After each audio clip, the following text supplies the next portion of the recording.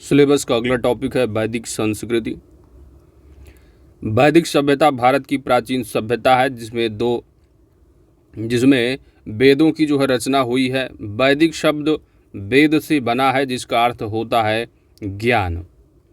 वैदिक संस्कृति के निर्माता आर्य थे। वैदिक संस्कृति में आर्य शब्द का अर्थ श्रेष्ठ, उत्तम, अभिजात, कुलीन तथा उत्कृष्ट होता है। सर्वप्रथम मार्कस मूलर ने 1853 ईस्वी में आर्य शब्द का प्रयोग एक श्रेष्ठ जाति के आशय से किया था। वैदिक संस्कृति को दो भागों में बांटा जाता है। पहला है ऋग्वैदिक काल 1500 से लेकर के 1000 ईसा पूर्व। इसके बाद है उत्तर वैदिक काल जो कि 1000 ईसा पूर्व से 600 ईसा पूर्व तक रहा है। ऋग्वैदिक काल सिंधु घाटी सभ्यता के विपरीत वैदिक सभ्यता मूलतः ग्रामीण थी, जबकि जो सिंधु घाटी सभ्यता थी वह नगरीय थी। आर्यों का आरंभिक जीवन पशुचारण पर आधारित था। किस पर? पशुचारण पर। कृषि इनका मुख्य कार्य था। 1400 ईसा पूर्व के बोगाजकोई के अभिलेख में ऋग्वैदिक काल के देवताओं इंद्र, मित्र, वरुण तथा नाशत्य का उल्लेख मिलता है। किस अभिलेख में? बोगाजकोई के अभिलेख में। ऋग्वेद की अनेक जानकारी ईरानी भाषा की प्राचीनतम ग्रंथ अवेस्ता से मिलती है। आर्यों के मूल निवास के संदर्भ में विद्वानों के विचार अलग अलग हैं। आर्यों का जो मूल निवास है, प्रोफेसर पेंका का कहना है ये जर्मनी के मैदानी भाग की रहे। गंगानाथ झा कहते ब्रह्मर्षि देश रहे। दयानंद सरस्वती बताते हैं आर्यों का जो मूल स्थान वह तिब्बत। बाल गंगाधर तिलक का कहना था उत्तरी ध्रुव। प्रोफेसर मार्कस मूलर मध्य एशिया बैक्टीरिया। गाइल्स महोदय का कहना था कि जो आर्य का मूल स्थान रहा वह हंगरी अथवा डेन्यूब नदी घाटी। डॉक्टर अविनाश चंद्र हास सप्त सेंदो प्रदेश। नेहरिंग एवं प्रोफेसर गार्डन चाइल्ड का कहना ये दक्षिणी रशिया से रहे हैं। तो अधिकांश विद्वान प्रोफेसर मार्कस मूलर ने इनके विचारों से सहमत हैं कि आर्य जो हैं वह मूल रूप से मध्य एशिया के निवासी थे। भौगोलिक विस्तार है। आर्यों की आरंभिक इतिहास की जानकारी का मुख्य स्रोत ऋग्वेद है। ऋग्वेद से प्राप्त जानकारी के अनुसार आर्यों का विस्तार अफगानिस्तान, पंजाब तथा पश्चिमी उत्तर प्रदेश तक था। सतलज से यमुना तक का क्षेत्र ब्रह्मवर्त कहलाता था। गंगा व यमुना दोआब क्षेत्र एवं उसके सीमावर्ती क्षेत्रों पर भी आर्यों ने कब्जा कर लिया, जिसे ब्रह्मर्षि देश कहा गया। कालांतर में संपूर्ण उत्तर भारत में आर्यों ने विस्तार कर लिया, जिसे आर्यवर्त कहा गया। ऋग्वैदिक काल की सर्वाधिक महत्वपूर्ण जो नदी है वह सिंधु नदी है और इसका वर्णन कई बार आया है। तो एग्जाम में आपसे पूछा भी अक्सर जाता है कि ऋग्वेद में सबसे अधिक जो उल्लेख है वह किस नदी का किया गया है, तो सिंधु नदी है। ऋग्वैदिक काल की दूसरी सर्वाधिक पवित्र नदी पूछा जाता है तो आप सरस्वती नदी लगाइएगा। ऋग्वेद में सरस्वती को नदीतमा यानी नदियों के प्रमुख के रूप में कहा गया है। नदीतमा किसको? सरस्वती नदी जो कि पवित्र नदी है ऋग्वैदिक काल की। और ऋग्वैदिक काल में सर्वाधिक उल्लेख किस नदी का रहा है, तो वह सिंधु नदी का रहा है। ऋग्वेद में आर्य निवास स्थल के लिए सप्त सैंधव क्षेत्र शब्द का प्रयोग किया गया है। सरस्वती और दृशद्वती नदियों के मध्य का प्रदेश अत्यंत पवित्र माना जाता है, जिसे ब्रह्मावर्त कहा जाता है। ऋग्वेद में हिमालय पर्वत एवं इसकी एक चोटी मुजवंत का भी उल्लेख किया गया है। ऋग्वैदिक कालीन नदियाँ दे रखे हैं, उनके प्राचीन नाम हैं और आधुनिक नाम है। परुषणी जिसका आधुनिक नाम रावी है। शतुद्री का आधुनिक नाम शतलुज हो गया है। तो अस्किनी का जो नाम है वह चेनाब है आधुनिक। विपाशा व्यास है। गोमल का गोमती है। सदानीरा का नाम गंडक है। बितस्ता का नाम जो झेलम है। तो आपसे पूछा जा सकता है मिलाने को या आधुनिक नाम ऑप्शन में दे सकते हैं वन लाइनर में। बितस्ता झेलम हो गया और कुंभा जो है वो काबुल नाम है आधुनिक। राजनीतिक स्थिति क्या रही वैदिक काल की? ऋग्वैदिक काल में राज्य का मूल आधार जो था वह परिवार था, कुल था। परिवार का मुखिया कुलप अथवा गृहपति कहलाता था और कुलों के आधार पर ग्राम का निर्माण होता था, जिसका प्रमुख ग्रामीणी होता था।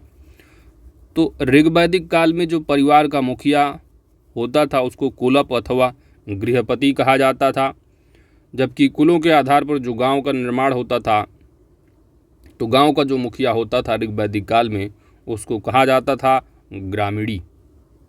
अनेक ग्राम मिलकर 20 बनते थे, तो कई गांवों को मिलाकर के 20, जैसे कि आज कल कई गांवों को मिलाकर के एक जो है पंचायत बनाई जाती है ना।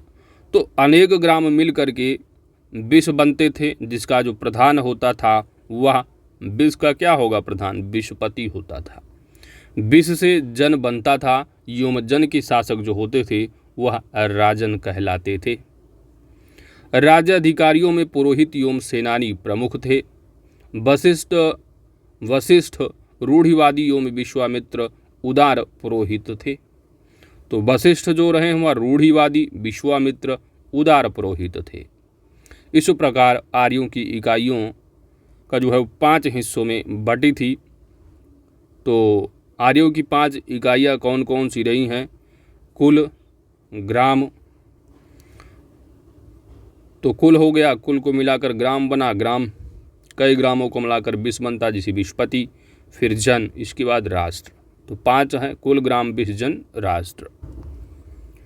ऋग्वैदिक काल में अनेक जनतांत्रिक संस्थाओं का विकास हुआ, जिनमें सभा, समिति तथा विधत जो है वो प्रमुख थे। ऋग्वैदिक काल में महिलाएं भी राजनीति में भाग लेती थीं। ऋग्वैदिक काल में महिलाएं भी राजनीति में भाग लेती थीं। सभा और समिति राजा को सलाह देने वाली संस्थाएं थीं। सभा और समिति राजा को सलाह देने वाली संस्थाएं थीं। सभा श्रेष्ठ एवं संभ्रांत लोगों की संस्था थी, जबकि जो समिति थी वह सामान्य जनता की प्रतिनिधित्व करती थी। विदथ आर्यों की सबसे प्राचीन संस्था थी। स्त्रियां सभा और समिति में भाग ले सकती थीं। आर्थिक स्थिति देखते हैं तो ऋग्वैदिक काल में आर्यों की जो संस्कृति रही वह ग्रामीण एवं कबीलाई थी। इस काल में गाय को पवित्र पशु माना जाता था और यह विनिमय के साधन के रूप में भी थी। तो गाय जो रहा है वो पवित्र रहा है, पवित्र पशु है ऋग्वैदिक काल। और गाय का जो अंकन है सिंधु घाटी सभ्यता में कहीं भी नहीं मिलता है। तो इसका जो महत्व जो देखने को मिलता है गाय का वह ऋग्वैदिक काल से शुरू होता है। ठीक है, तो पवित्र पशु माना गया है। आप अघन्या पढ़ते हो है ना, कभी कभी की अघन्या कहा गया है किस पशु को, तो गाय को अघन्या यानी ना मारे जाने योग्य माना जाता था। गविष्टि गाय की महत्ता बताने वाला शब्द है। पड़ी नामक व्यापारी पशुओं की चोरी के लिए विख्यात थे, यानी पशुओं की जो चोरी करने वाले रहे हैं उनको जो है वो पड़ी कहा जाता था, पड़ी। ऋग्वेद में चतुर्थ मंडल में कृषि संबंधी कार्य का वर्णन किया गया है। तो यदि पूछा जाता है कि कृषि संबंधी कार्य का वर्णन ऋग्वेद के किस मंडल में मिलता है, तो चौथा मंडल है ऋग्वेद का। ऋग्वेद में टोटल मंडल 10 हैं। ठीक है, सूत रथकार तथा कम्मादि नामक अधिकारी रत्नी कहे जाते थे। बेकनाट सूदखोर थे जो बहुत अधिक ब्याज लेते थे। सूदखोर। दशराज युद्ध, इस युद्ध का उल्लेख ऋग्वेद के 7वें मंडल में किया गया है। तो दशराज युद्ध का वर्णन ऋग्वेद के किस मंडल में मिलता है उल्लेख, तो यह मिलता है 7वें मंडल में। यह युद्ध परशुड़ी रावी नदी के तट पर सुदास एवं 10 जनों के बीच लड़ा गया था, जिसमें सुदास राजा जो रहा वह विजयी हुआ। तो दशराज युद्ध किस नदी के तट पर लड़ा गया था, तो आप बताइएगा। परशुड़ी, जिसका आधुनिक नाम क्या है, रावी। किस मंडल में उल्लेख है ऋग्वेद के? 7वें मंडल में उल्लेख है। जबकि कृषि कार्य संबंधी जो है किस मंडल में? चौथे मंडल में। ऋग्वैदिक काल की सामाजिक स्थिति देखते हैं। ऋग्वैदिक समाज पितृसत्तात्मक था। सामाजिक संगठन का आधार गोत्र का जन्म मूलक था। समाज की सबसे छोटी इकाई परिवार या कुल थी। ऋग्वैदिक काल में संयुक्त परिवार की प्रथा प्रचलित थी। ऋग्वैदिक काल में संयुक्त परिवार की प्रथा प्रचलित थी। ऋग्वैदिक काल में वर्ण व्यवस्था के साक्ष्य दिखाई पड़ते हैं। वर्ण व्यवस्था की ऋग्वेद के 10वें मंडल में वर्णित पुरुष सूक्त में 4 वर्णों की उत्पत्ति का वर्णन मिलता है। तो 4 वर्णों का जो वर्णन जो मिलता है, उल्लेख जो किया गया है, ऋग्वेद का कौन सा मंडल है? 10वां मंडल है, पुरुष सूक्त में। इस काल में स्त्रियां अपने पति के साथ यज्ञ कार्य में भाग लेती थीं। ऋग्वैदिक काल में दास प्रथा का भी प्रचलन था। दास प्रथा का भी क्या है? प्रचलन था ऋग्वैदिक काल में। विवाह में दहेज प्रथा का प्रचलन नहीं था। दहेज प्रथा का प्रचलन विवाह में नहीं था। इसके अतिरिक्त बाल विवाह, सती प्रथा एवं पर्दा प्रथा का भी प्रचलन नहीं था। विधवा विवाह की प्रथा प्रचलन में थी। विधवा विवाह की प्रथा जो रही वह प्रचलन में रही है, और पुत्रियों का भी उपनयन संस्कार किया जाता था। धार्मिक स्थिति ऋग्वैदिक लोग जिस सार्वभौमिक सत्ता में विश्वास रखते थे वह एकेश्वरवाद था। एकेश्वरवाद। ऋग्वेद अनेक देवताओं का अस्तित्व मानता है। इससे स्पष्ट होता है कि वे एक सार्वभौमिक सत्ता में विश्वास करते हुए भी बहुलवादी हो गए थे। आइए महत्वपूर्ण तथ्यों को देखते हैं। भारतीय साहित्य में वेद सर्वाधिक प्राचीन है और ये 4 प्रकार के हैं: ऋग्वेद, सामवेद, यजुर्वेद और अथर्ववेद। तो इन चारों में सबसे प्राचीन कौन सा है? ऋग्वेद है। ऋग्वेद, यजुर्वेद तथा सामवेद को वेद त्रयी कहा जाता है। ऋग्वेद में कुल 10 मंडल, 1028 सूक्त और 10,552 ऋचाएँ हैं। ऋग्वेद के 2 से 7 तक के मंडल प्राचीन मंडल माने जाते हैं और ऋग्वेद के 3 मंडल में गायत्री मंत्र का उल्लेख किया गया है, जिसके रचनाकार विश्वामित्र हैं और यह गायत्री मंत्र सूर्य देवता को समर्पित है। ऋग्वेद का जो 9वां मंडल है वह सोम को समर्पित है। शूद्र शब्द का उल्लेख सबसे पहले ऋग्वेद के किस मंडल में? 10वें मंडल की पुरुष सूक्त में हुआ है। ऋग्वेद में मंत्रों का उच्चारण करने वाले पुरोहित को होत्री कहा जाता था। ऐत्रेय तथा कौशिकीय ऋग्वेद के 2 ब्राह्मण ग्रंथ हैं। तो ऋग्वेद के 2 ब्राह्मण ग्रंथ कौन कौन से? ऐत्रेय तथा कौशिकी। यजुर्वेद में श्रोत एवं कर्मकांड वर्णित है। यजुर्वेद में श्रोत एवं कर्मकांड वर्णित है और यह वेद गद्य एवं पद्य दोनों में है।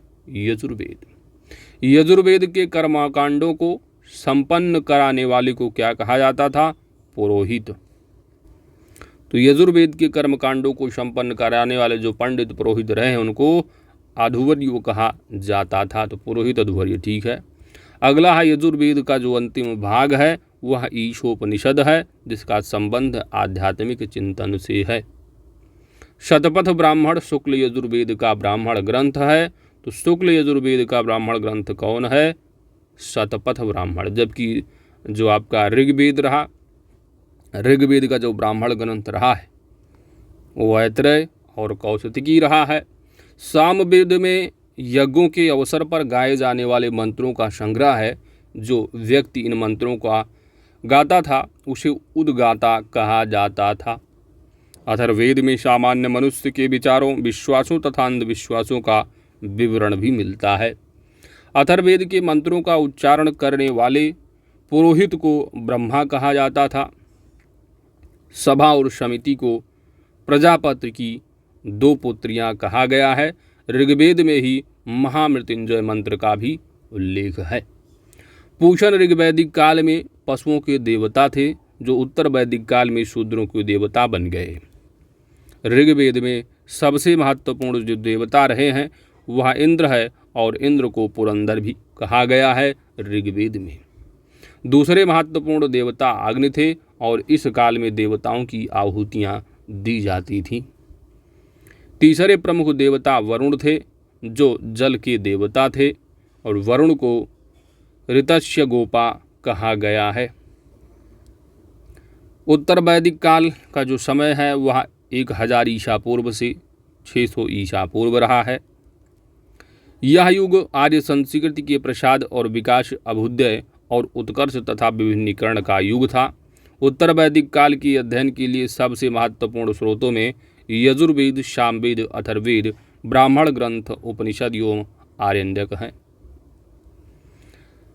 भौगोलिक विस्तार क्या रहा है तो इस काल की उत्तर वैदिक काल की सभ्यता का केंद्र पंजाब से बढ़कर कुरुक्षेत्र तक आ गया था। शतपथ ब्राह्मण में उत्तर वैदिक कालीन रेवा यानी नर्मदा और सदा नीरा जो कि गंडक नदी है इनका उल्लेख मिलता है। तो रेवा, नर्मदा और सदा नीरा गंडक नदी का उल्लेख किसमें मिलता है? शतपथ ब्राह्मण में। 600 ईसा पूर्व के आसपास आर्य जो लोग रहे वह कौशल, विदेह एवं अंग राज्य से परिचित थे। भारतीय इतिहास में सामवेद, यजुर्वेद एवं अथर्ववेद तथा ब्राह्मण ग्रंथों, आरण्यकों एवं उपनिषदों की रचना हुई है। अथर्ववेद में मगध के लोगों को व्राल्य कहा गया है। राजनीतिक व्यवस्था क्या रही उत्तर वैदिक काल की, वैदिक काल के बाद की? तो ऋग्वैदिक काल में कबीले पर शासन करने वाला राजा अब उस प्रदेश पर शासन करने लगा जिनमें प्रमुख थे विदेह के जनक, कव्य के अश्वपति, काशी की अजातशत्रु, पांचाल की ब्राह्मण जानाली। उत्तर वैदिक काल में पांचाल सर्वाधिक विकसित राज्य था। इस काल में राजतंत्र ही शासन का आधार था।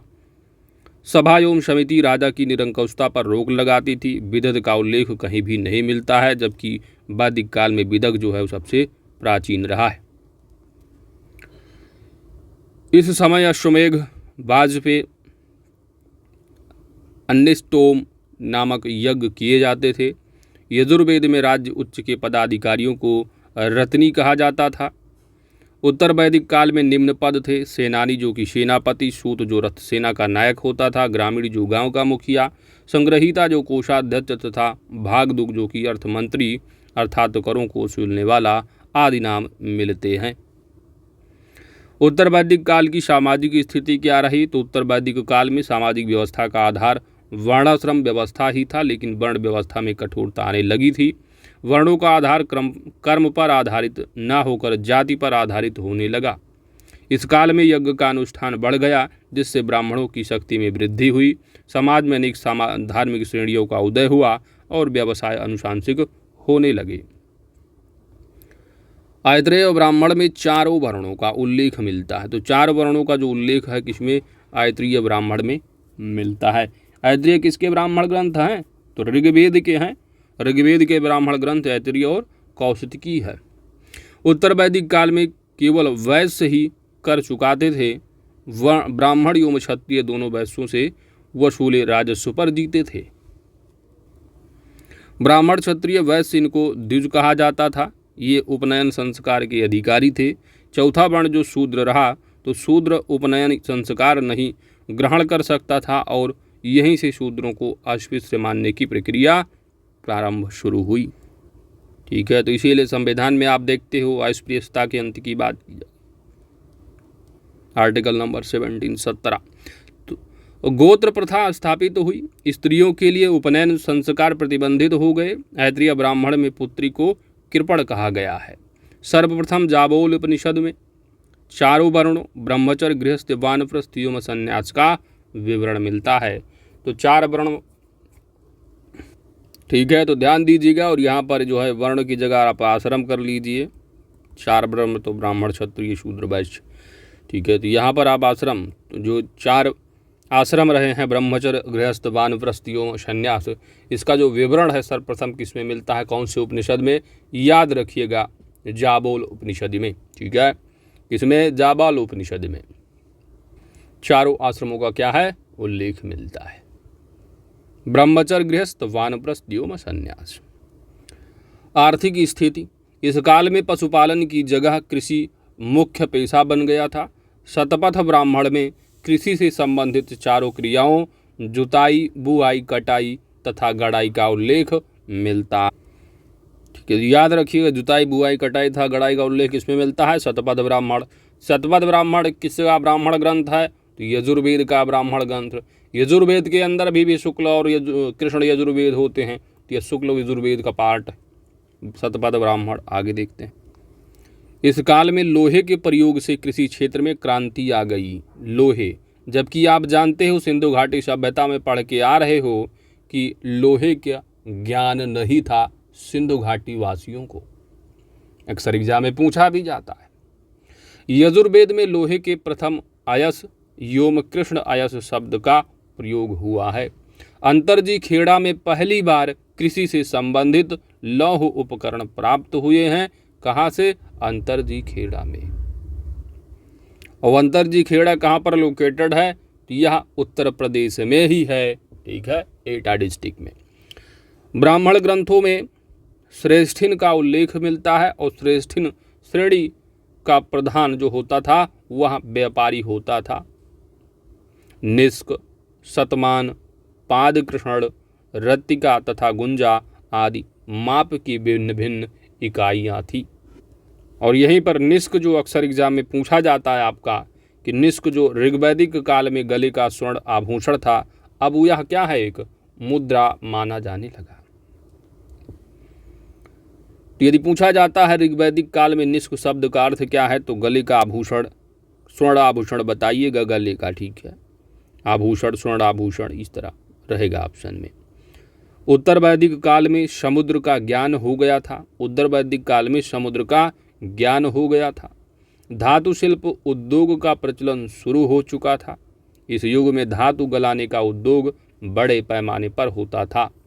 सिक्के का नियमित प्रचलन आरंभ नहीं हुआ था उत्तर वैदिक काल में। उत्तर वैदिक काल में वस्त्र निर्माण एक प्रमुख उद्योग था और कपास का उल्लेख नहीं मिलता है उत्तर वैदिक काल में।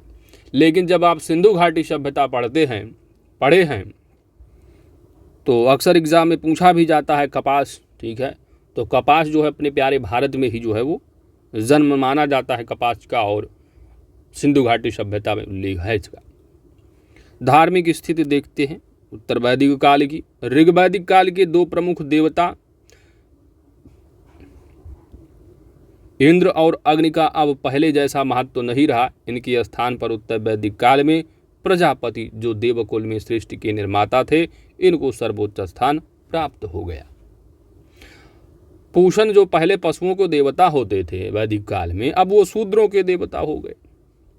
सर्वप्रथम शतपथ ब्राह्मण में पुनर्जन्म के सिद्धांत का उल्लेख मिलता है। यदि एग्जाम में पूछा जाता है कि पुनर्जन्म सिद्धांत का उल्लेख सबसे पहले किस ब्राह्मण ग्रंथ में मिलता है, यह है शतपथ ब्राह्मण ग्रंथ। और शतपथ ब्राह्मण यह किसका ब्राह्मण ग्रंथ है? तो यह है यजुर्वेद का, शुक्ल यजुर्वेद। इस काल के दो महाकाव्य थे। उत्तर वैदिक काल के दो महाकाव्य थे। एक रहा महाभारत जिसका नाम ओल्ड जय संहिता, दूसरा है महाकाव्य रामायण। उत्तर वैदिक काल में षड दर्शनों का बीजारोपण हुआ है। षड दर्शनों का बीजारोपण किस काल में? उत्तर वैदिक काल में। कौन कौन से हैं 6 दर्शन? आइए देखते हैं। तो चारवाक दर्शन के जो प्रवर्तक माने जाते हैं वो चारवाक ही हैं। योग दर्शन के प्रवर्तक हैं पतंजलि, सांख्य के हैं कपिल, न्याय के हैं गौतम, पूर्व मीमांसा के जैमिनी, उत्तर मीमांसा के बादरायण, और वैशेषिक का जो है कणाद, यह उलूक हैं। ठीक है, तो ध्यान दीजिएगा। अब यहाँ पर लिखा है पूर्व मीमांसा, एक उत्तर है। अब पूर्व उत्तर और यहाँ पर हो सकता कंफ्यूज हो जाओ। ठीक है, तो ध्यान देना, यहाँ पर उत्तर शब्द है और उत्तर का मतलब क्या हुआ? बाद वाला। तो यहाँ पर बादरायण, तो उत्तर मीमांसा आएगा तो बादरायण लगा देना, और पूर्व मीमांसा है तो जैमिनी याद रखना, कन्फ्यूजन दूर रहेगा। मृत्यु की चर्चा सर्वप्रथम शतपथ ब्राह्मण में तथा मोक्ष की चर्चा उपनिषद में मिलती है। परीक्षित को मृत्यु लोक का देवता कहा गया है। तो मृत्यु लोक का देवता किसको कहा गया है? परीक्षित को। पुनर्जन्म की अवधारणा बृहदारण्यक उपनिषद में मिलती है। पुनर्जन्म की अवधारणा बृहदारण्यक उपनिषद में मिलती है।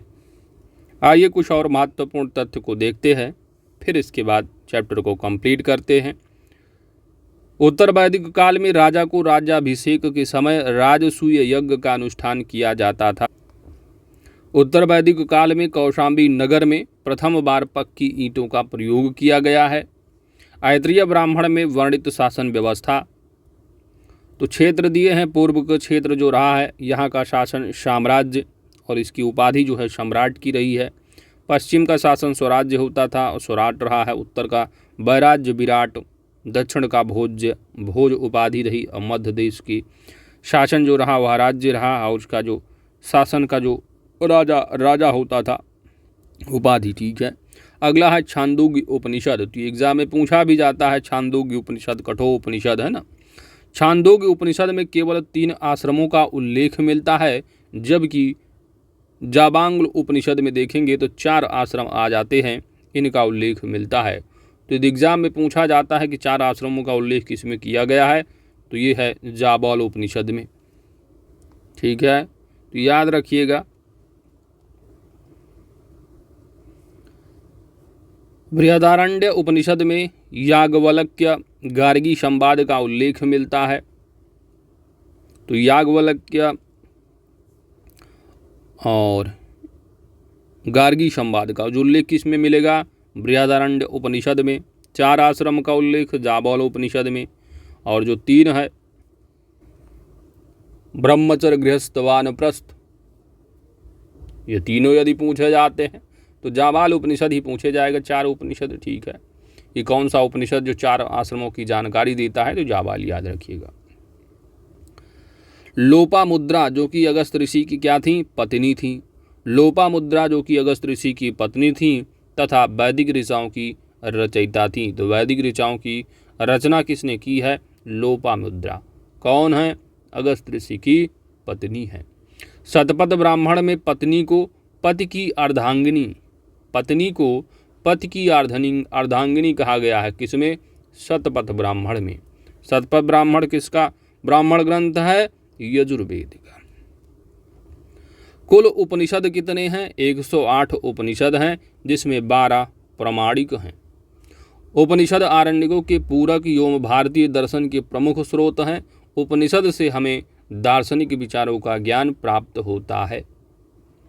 वेदांग 6 हैं। कौन कौन से वेदांग हैं? तो वेदांग के 6 अंग ये हैं शिक्षा, कल्प, व्याकरण। ये इम्पॉर्टेंट है, पूछा जाता है एग्जाम में।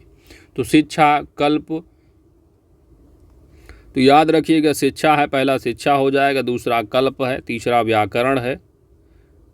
ठीक है, तीसरा व्याकरण हो गया, व्याकरण निरुक्त दिया है, और इसके बाद 5वां हो जाएगा ज्योतिष और 6ठा हो जाएगा छंद। ये 6 वेदांग हैं, 6 वेद के अंग हैं, याद रखिएगा, एग्जाम में पूछे जाते हैं। तो ये जो है किस सूत्र के रूप में लिखे गए हैं? तो यह गद्य में लिखे गए हैं, याद रखिएगा 6 वेदांग। पुराणों की संख्या कितनी है? पुराणों की संख्या है 18। यज्ञ के विषयों का प्रतिपादन करने वाले ग्रंथ ब्राह्मण ग्रंथ कहलाते हैं। यज्ञ के विषयों का प्रतिपादन करने वाले जो ग्रंथ होते हैं वह ब्राह्मण ग्रंथ कहलाते हैं। प्रत्येक वेद के लिए अलग अलग ब्राह्मण ग्रंथ हैं। आरण्यक ब्राह्मण ग्रंथ का अंतिम भाग है। आरण्यक ब्राह्मण ग्रंथ का अंतिम भाग है, जिसमें दार्शनिक एवं रहस्यात्मक विषयों का वर्णन किया गया है। भारत का राष्ट्रीय आदर्श वाक्य सत्यमेव जयते किस उपनिषद से लिया गया है? अक्सर एग्जाम में पूछा जाता है। तो यह मुंडक उपनिषद, मुंडको उपनिषद से लिया गया है। सत्यमेव जयते। उत्तर वैदिक काल में मूर्ति पूजा का आरंभ हुआ है। कि सिंधु घाटी सभ्यता में सबसे अधिक जो पूजा रही है किसकी? मातृ देवी की पूजा होती थी। पढ़ के आए हो, सब दिमाग में रिवाइज करते रहिएगा।